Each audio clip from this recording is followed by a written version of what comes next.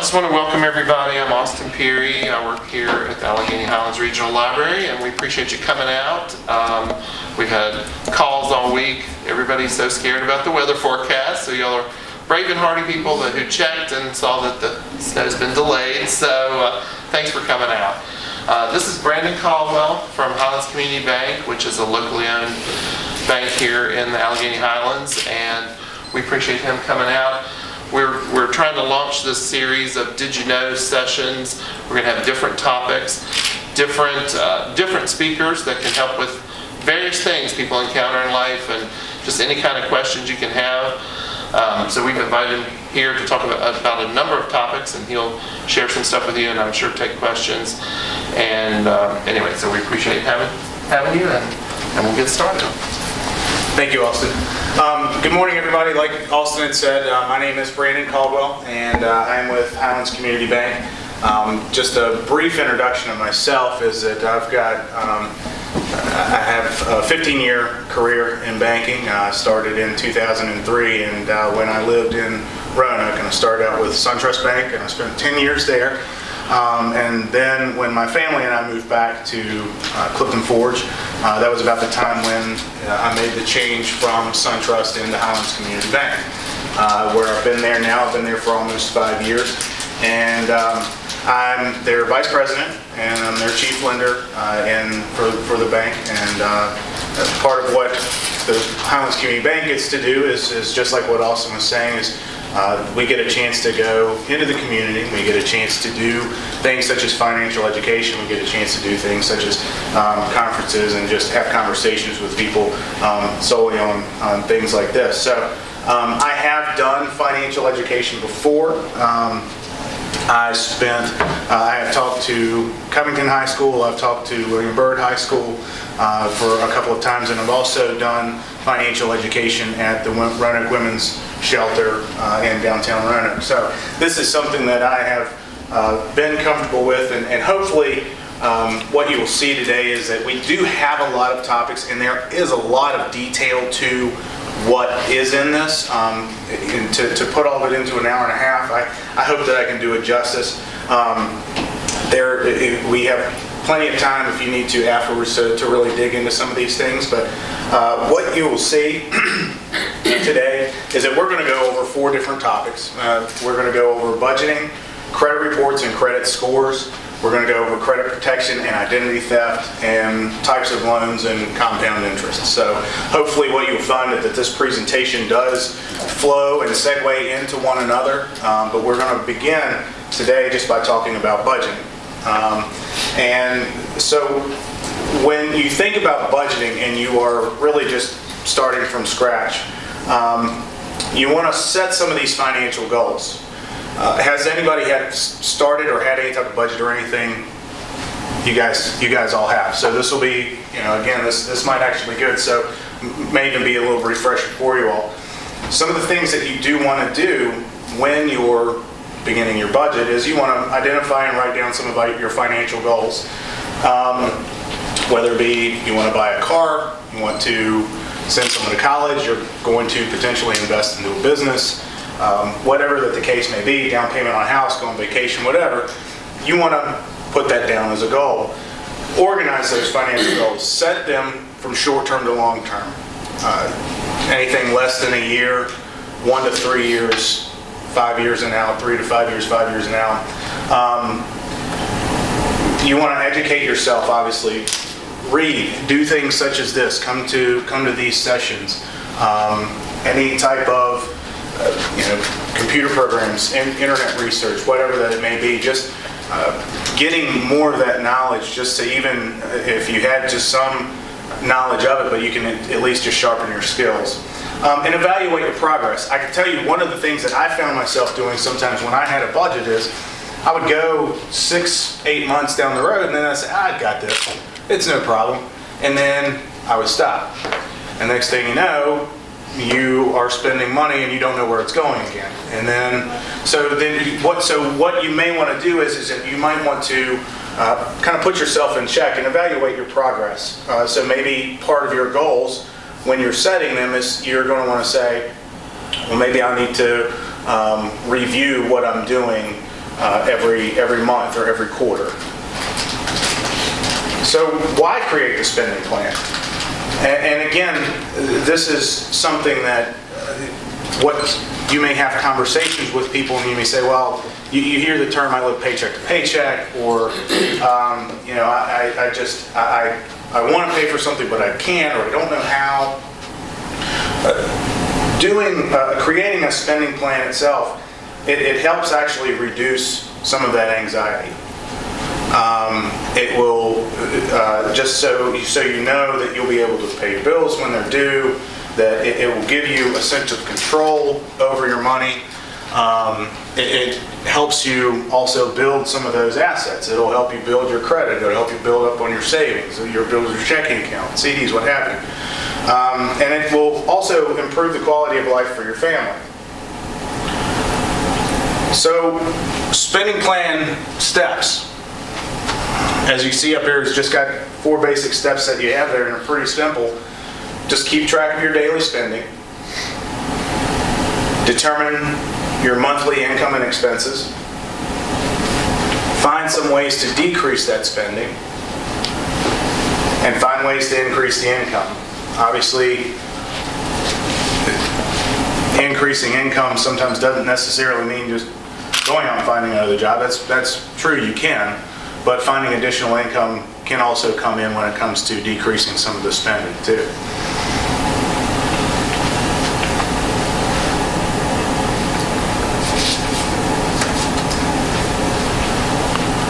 Tracking your daily spending. Do you know where your money goes each month? It's really common for people to spend all the money that they have and not have anything left over at the end of the 2 weeks or at the end of the month. A lot of people, you can, so often you hear saying, I went to the ATM, I got out $20, and I have no idea where my money went. If you want to be in control over your money, what you have to understand is really where it goes. And you want to create a personal spending diary. And that's one of the things that I did when I was creating my budget was I took 3 months worth of my statements, my bank statements. And I knew that I got paid on the 1st and I got paid, or the 15th and on the last day of the month. And I knew that my wife got paid every 2 weeks. And so sometimes that meant we got paid at the same time. Sometimes she got a third paycheck. But having to write out every single thing was really pretty eye-opening. Because you kind of think to yourself, well, I don't do that much, but you say, oh, you go to Kroger for $5 here, you go to the gas station for $10 here, you have all of your fixed expenses, your mortgage, your rent, or your auto loans, whatever that may be, but it's the other stuff that kind of pops up that you just swipe your card. Fast food drive-thru. Fast food drive-thru, exactly. So one of the things that you might want to do to understand and learn that is to literally write it down every day, and then take a look at it at the end of the week and say, where did my money go? And this is going to help you when you come up with, the other part that I did was I created an average of where my spending had went. So, I love downloading music on iTunes, or now streaming music on Spotify or iTunes. And so part of my budget, I have to put in $15 a month or $10 a month for my streaming service, because that's not something that I want to give up. Now, if it comes down the road to beginning to look for some of that income, cuts are going to have to be made. Something like that is going to have to go. But track your daily spending by using a personal diary.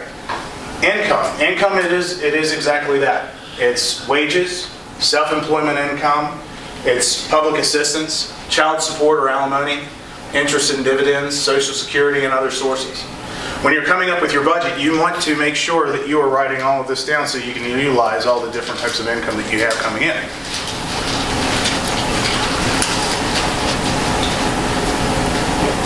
it down as two different types of income. And all this simply is gross income and net income. Gross income is what your paycheck is before you have any of your deductions come out. Yes. Quick question. Yes. In writing down your income, how do you account for the types of income that might not be set or come in at a certain time, or it may fluctuate? I would. That is something it's almost as if it's like overtime. And when it's specifically towards lending, when we look at lending, we don't really take overtime completely into consideration because it can fluctuate. So like in the case that I'm thinking about from our personal business, we do some distribution. So we have to sell our product to our distributor, and then they sell it out to the market. Well, they may sell a lot this month, or it's going to fluctuate. And when that money actually comes back to us, it's definitely going to fluctuate. But it is a steady income stream. Yeah. Is it enough that it becomes where you depend on it? Certainly. Certainly it is. Is there, is there like an average that you think that you kind of get, that you see, or does it swing? Well, that's a good question. We're still rather new to the distribution, so we really haven't. But I guess that would be the answer then, trying to figure out an average. That's what I would recommend. Okay. It really is, because as you continue to build your history, you're going to see what that number kind of looks like. And then that also will determine if you all are seasonal or if you all are consistent throughout the year. Okay. Okay, if you know that you're seasonal, and when times are really good and you're getting higher distributions back, or you're getting higher back from those distributions, you might want to reserve some of that back for when maybe in the winter months or in your slower times that your distributions will be lower. Okay. Or maybe you won't be coming back. So I would really, I would seriously take consideration into looking at an average on that. Okay. And that is something that when you reevaluate it, that might be something you reevaluate quarterly, or at least every 6 months. And that would work for other income, like if you got tips or something Yep. like that. Yeah, because I mean, if you work in the, you're going to get more tips on the weekends on a busier restaurant than you work, the 3 to 6 shift or something on a Tuesday. Right. And so that you're going to get more there at the end of the week. But the point is that you at least kind of know about what you're getting. The other parts of that is the net income, and that's just what comes out of your total deductions. We all know that you have your Social Security, your taxes that come out, your Medicare, Medicaid, things like that come out from your paycheck. And so at the end of all of that comes out, and also if you have anything that goes into your 401k or your retirement, if you're a teacher, your 403b, then that comes out from it as well. Do we have a teacher in the audience? It sounds like a lot of teachers are teachers. Okay. Did their taxes. Obviously, those things they're called FICA, is what they are, and just the acronym for that is Federal Insurance Contribution Act. And again, this is part of the Social Security. Actually, part of the Social Security that you pay into is part of the FICA too. But some Social Security benefits that you have. So if you don't have a steady income, but you're maybe on what's considered as Social Security, retirement benefits, disability, family benefits, survivor benefits, and health care. Obviously, retirement you can begin utilizing that as early as 62, 65, in my case, 78. And disability benefits is just paid every month to an eligible worker of all ages who have a severe disability. Family benefits paid to monthly spouses and single retired disabled workers. Survivor benefits goes to a widower or children of deceased worker. And Medicare begins at 65 or older to younger people who are disabled. So, are there any questions or anything right now so far? Expenses, the other side of this.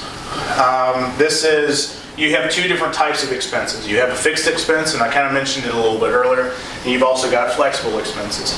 Your fixed expenses, they're your rent, they're your mortgage, they're a second mortgage maybe, they're considered as credit cards. Some of the things that we look at that flow through a credit report, if as a lender I pull your credit and see all these things that are popping up, those are generally considered as fixed expenses. The other one that you have on the other side of that is you have flexible. These are some of the things that can change from month to month. You may have some control over how much you pay, or you can shop for some of the best values for committing, before committing to any type of payments. Some of the things that, just to break that down a little bit more, gas and oil, electricity, your cell phone bill, things like this that you can actually shop for, potentially shop for. Those are more things that you can actually kind of shop for and look around for. The other one is that are more, that you kind of have more control over how much you pay. Obviously, food, transportation, gas, car maintenance, education, personal expense, and charity and donations. So these are the ones now when you're looking at utilizing and decreasing some of the spending or finding some more income, the harder cuts are going to be what, you're going to have to cut down on some of the charitable expenses, or if you have a membership at the golf course, or you give to your church, or you tithe, or something like that. And I'm not recommending doing any of these things, but just these are sometimes where some of those harder cuts come. Then the next level to that is, I really don't want to do without my cell phone, or I really don't want to do without my cable. But if times are really tough, you really have to take a hard, serious look at some of these things. The last resort that you want to do before you don't want to cut any of the fixed expenses, you want to have a conversation with a credit counselor, or have a conversation with somebody at a bank or something like that before you take those steps to beginning to miss any type of car payments or credit cards or house payments. You don't, because those things begin to impact your credit very severely, and you'll see that here down in a little while. So just as an activity, as an example, what you're going to see here is kind of putting together what I've been talking to. Real simple, $3,500 on one side of the ledger for your income. You get a couple of different paychecks, $2,100, $1,400, and then your expenses. And this is part of writing some of this stuff down. Rent, loans and bills, child care, savings, telephone, food, transportation, personal expense. All those come to about $2,400. You've got roughly $1,100 that you have left over at the end of the month. Now, what do you do with that surplus, if you have a surplus? Well, if you want to, it depends on what you wrote down for your plan. If you chose that you wanted to be debt-free at the end of 5 years, then you take part of that surplus and you begin paying it on your principal. If you said to yourself, I want to have $10,000 in the bank by the end of 5 years, then you take that and you put it into your savings. It's going to depend on what your financial goals, what your financial situation is, obviously. It will depend on what you have there. But I took the approach, and this is just personal for me, but I took the approach that I wanted to do everything I could to eliminate as much debt as possible. And so I began with the credit card with the smallest balance and putting that surplus right on there. When I found that, so I would say I would pay an extra $50 a month or $50 a week, however that it worked out, right onto the principal. You saw that began going down. What happened after that is that, okay, well, I paid off that small credit card. That was great. Now I'm going to take that same $50 that I was putting on this and the $15 that was considered as the minimum, I'll now apply it to this next line or this other credit card. So now I'm still paying this minimum here, but now I'm paying an additional $65 on top of the principal on this other line. Once this was eliminated, I moved to the next one. You don't want to get into the habit and say, man, that was great. I just paid off that credit card. I've got 50 extra bucks now. Because you still have that other debt that you still have, or you still have those other things, those other obligations that you still have. It does take a lot of discipline, and this is where it really comes into effect when you want to go back and reevaluate your progress. Every 6 months, every quarter, what have you. Decreasing your spending, it is just that. It decreases your spending and it increases your cash flow. And so you just have to, so what I would recommend when you're looking at it and you say, well, what are some of the ways that I can actually cut back on my spending? Keeping up with your records, writing everything down that you have, and you're keeping track of this, and you, again, the averages that we had talked about. If you find that maybe I'm still, I'm still maybe spending a little too much when it comes to my miscellaneous.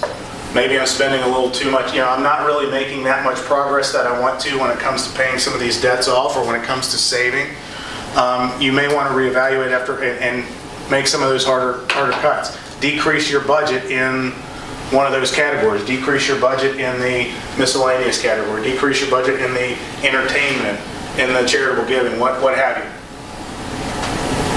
Does anybody have any questions or anything to this point, or is it making sense? Okay. I'll say I'm glad you made the point about, it's up there about save your tax records for 3 years, because people have been saying 7 years for years. Yeah. And I'll find, I'm trying to help somebody organize their life and they've got a bunch of stuff they don't need anymore. Right. That we could So it's only 3 years. really, some people say 5 to be safe, but they usually only audit back 3 years, unless you're a criminal. Then they find reason to go further back. If you're guilty, save them longer. And for the personal side, maybe on the business side, you may want to look to 5 years. 3 to 5 is comfortable, but that's a good point, Austin. Our library standard, the statewide agency that's over us, Library Virginia, they say 5. Yeah. But that too I was able to get rid of a lot of stuff that was in storage next door here. Because people just think, oh, I need it. I may need it someday, and you don't. So just some tips that we have up here. Keep your records in a safe place. Organize your files so they're easy and update, that are important financial information. Keep your tax records for 3 years. This is the mail your bill payments at least 1 week before they're due to avoid fees. Obviously, online bill pay, online banking has really taken over, and things get there between 2 to 3. This next slide, what I did, and again, this is just speaking from experience, and the way that you craft your budget is going to be personal to you all, but I wanted to make sure I knew how much that I had on the income side. I knew that I had the $3,500 on the income side for both on the 15th and both on the 30th. That's what I was looking at for my income. So you don't want to load up all of your expenses on the 15th and then be on think you're going to be on easy street from the 15th to the 30th. So you want to kind of even those out. So this is another part of the writing it down. You want to make sure that this is going to be as even as possible.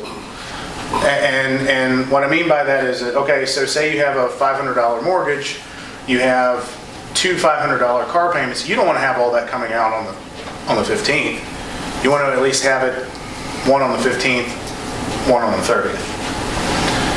You want to make sure that you're as comfortable as possible and that everything is broken down as evenly as possible. There's a few other spending tools. The expense envelope system. Has anybody heard of Dave Ramsey? This is one of the things that he uses, the expense envelope. So you break out all of those different things and you use those envelopes, and that is your money for the month. That is your money for the quarter. Or for the week, whatever that it is. The budget box system. What the budget box system is that you have every month that you have a January, you have February and March, and that you have a day first, second, third, fourth, however many days are in those months. And if you get a bill that you get in the mail and it's due on the 7th, you put it there on the 7th, or you put it in there a couple of days before. So and you check that box every day. If you have a bill that's in there, you pay it. And of course, the computer spreadsheet system. This is what I felt that I was more comfortable with. I went to Excel and I laid everything out on my Excel spreadsheet. There were some things when you go and you get a generic spreadsheet that you look at it and you say, I don't have half of the stuff that they're saying that I should put in there. And that's fine. The good news is that you can edit it and you can personalize it and you can take out or you can add to or you can change some of the things that maybe are specific to you.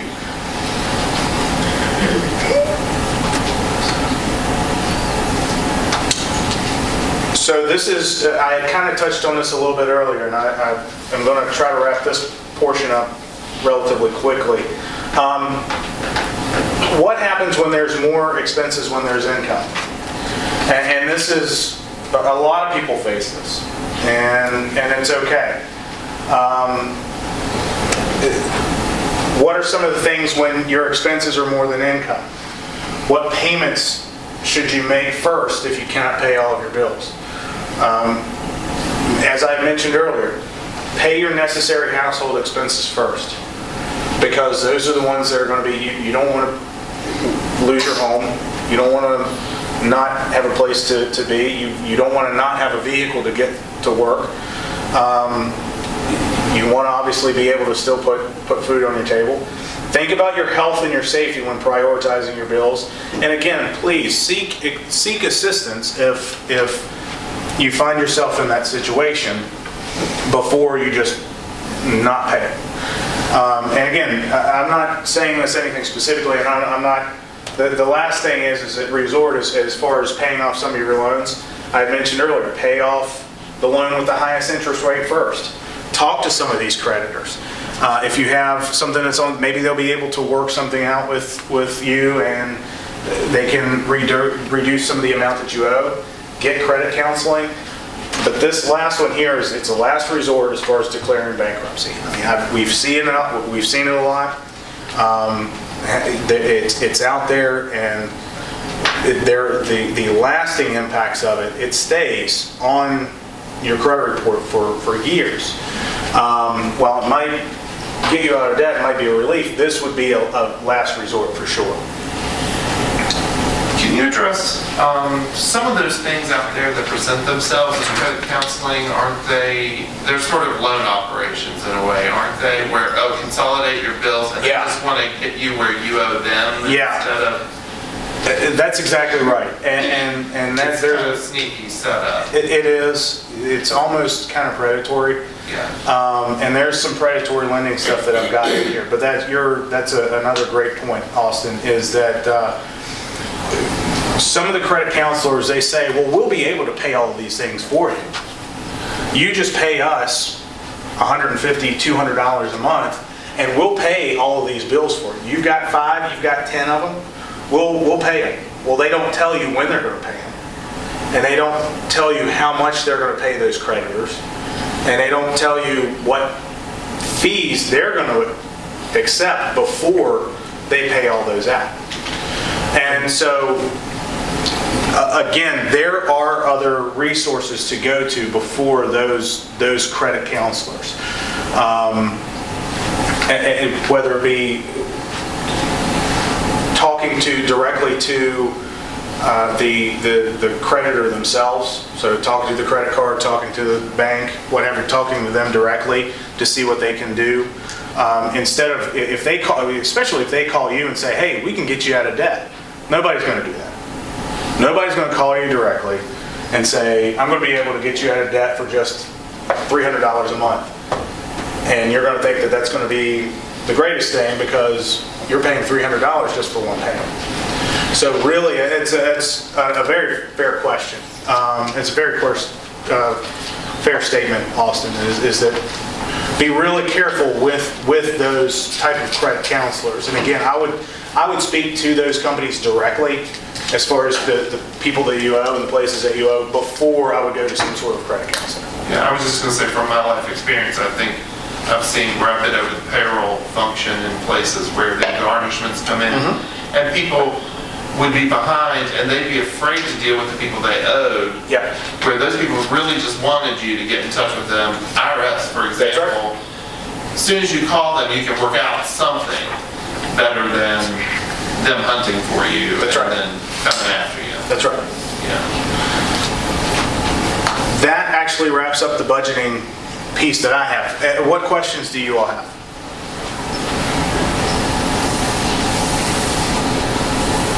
Like I said, I know that it's high level. I know that a lot of it is broad. But